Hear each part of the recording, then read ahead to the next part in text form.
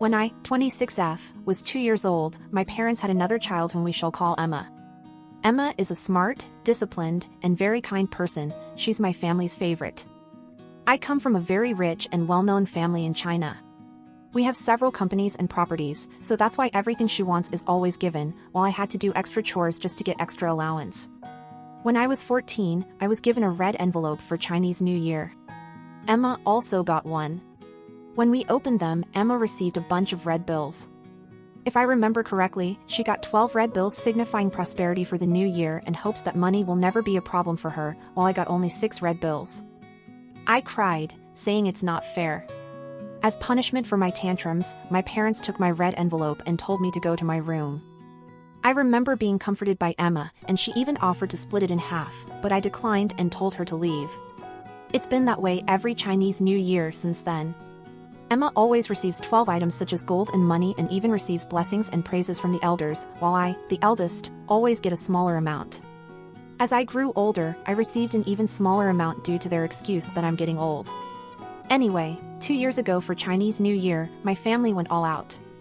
They even gave all the employees a thick red envelope.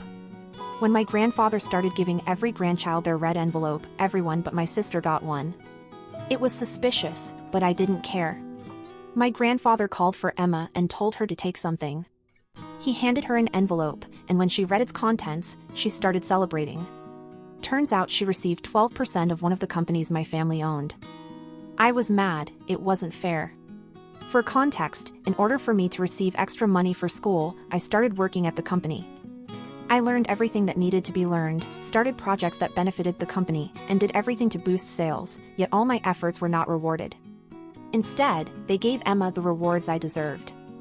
I saw red that day. I lashed out at everyone, questioning why I didn't receive the shares, that it wasn't fair, and that Emma didn't deserve the shares. My emotional outburst was met with criticism. My father got up and slapped me and told me I was an ungrateful child and screamed at me to get out of his house, as he does not want an ungrateful child to stay at his house anymore, so I left. I didn't even pack. I just left and drove off. 2 years had passed, and I moved to another country. I didn't contact any of them, nor did they contact me. I didn't bother to find out what happened after I left. All I know is they basically disowned me.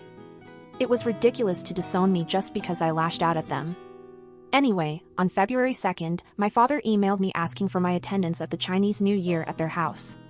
When I read the email, I cried. There was nothing else, just asking for my attendance, not even telling me they were sorry.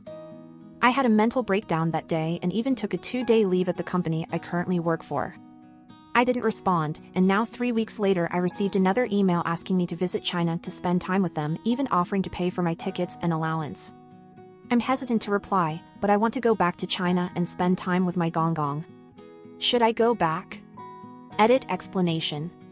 My family is very strict, so my emotional outburst was seen as defiance. Question: how would you know that they hated you? A. My father fired me after I left and banned me from stepping foot at the mansion and the companies we owned. I was also not allowed to visit any properties.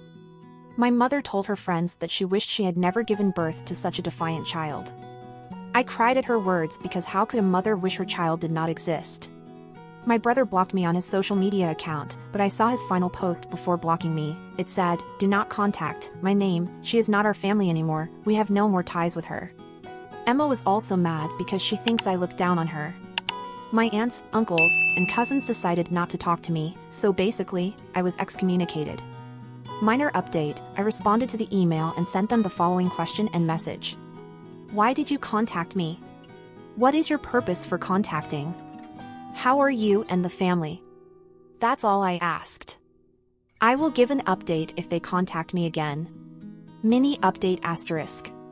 My father responded to my email, saying he contacted me because he missed me and was apologetic for how he treated me and wanted to reconcile. I sent another email with a link to a video call and told them to call me at 2 p.m. Chinese time. In the call were my mother, father, brother, Emma, and my grandparents from the paternal side.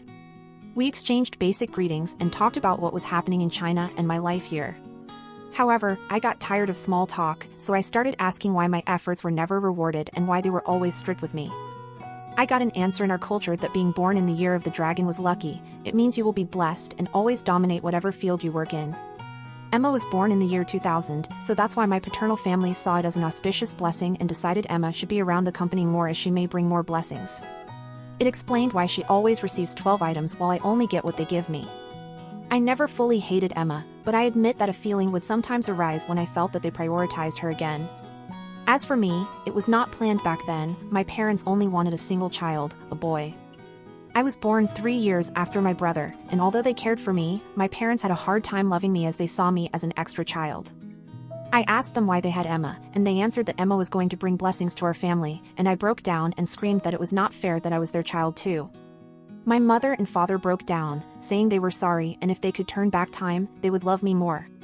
They said it broke their hearts to see one of their children grow without them overseeing my progress.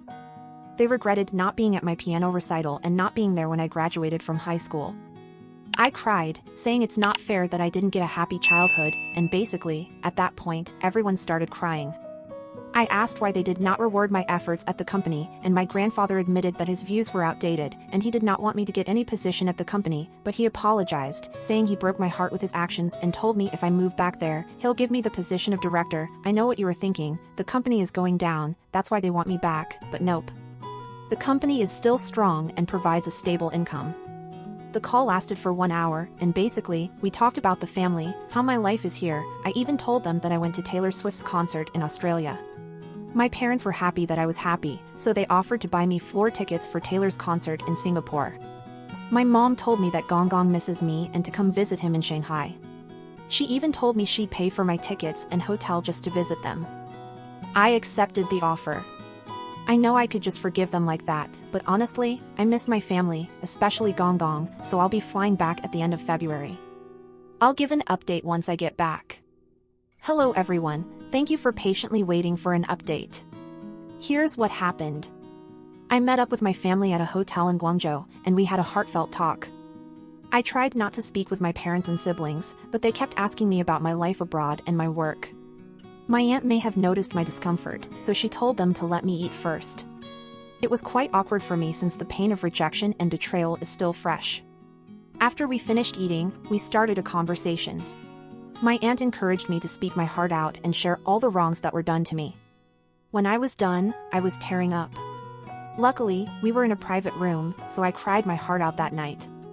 My cousins comforted me and fed me mooncakes. The night ended with all of us crying, but overall, we had a slight reconciliation. They asked if I wanted to go back home, but I declined, saying I had a plane to catch. They were shocked, thinking I was already going back abroad, but I clarified that I was just visiting Gong Gong. My mother suggested postponing the flight so our entire family could visit Gong Gong. I agreed, so I canceled my flight and booked a hotel because I didn't want to be back in the place where I was humiliated and betrayed. I spent the remaining time with Gong Gong, which was 2 weeks. During our tea time, he gave me a folder and told me to open it. I got the surprise of my life. It was a legal document containing half of the company my Gong Gong owned. He told me that life may have been challenging for me, and he believed I deserved all the success I achieved. He's giving me full control of the company once he passes or when I'm ready. I cried, and my family was happy for me. Overall, I finally felt that I'm needed and appreciated. Anyways, the entire trip was too long for me to share everything that happened, so I'm only writing about the important events. Thank you for all your support and kind messages. They helped me see the bigger picture and guided me to take the right path. Edit.